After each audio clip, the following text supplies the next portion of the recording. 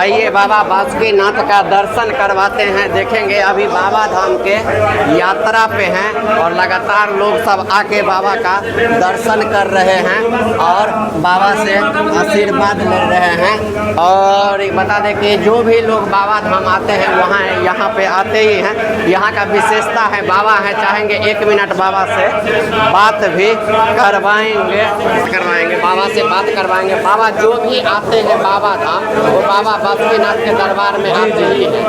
बाबा बासुकीनाथ के बारे में थोड़ा बताइए जो हमारे लोग भी देखेंगे जानेंगे। हाँ, ये बाबा बासुकीनाथ है जी, शिवलिंग है बाबा का जी। बासु नाम का एक किसान था जी। वो जब अकाल पड़ा था यहाँ पे तो वो कंदमूल खोज रहा था जी। तभी ये बाबा निकले। अभी हाल फिलहाल में पताल बाबा भी यहाँ पे निकले थे, खूब भीड़ आए हुए थे। डेली यहाँ पे भीड़ लाखों की संख्या में श्रद्धालु आते हैं। मानता है जो बाबा धाम आएंगे वो बाबा बासुकीनाथ आएंगे। तो सुने हमको यहाँ पे देवघर में मांगने के बाद जो यहाँ पे आते हैं हाजिरी लगाने उनका मनोकामना पूर्ण जरूर होता है। मनोकामना पूर्ण हो जाता है। अब सुने तो एक बार सभी लोग लिखिए हर हर महादेव और आइए महादेव का दर्शन कीजिए।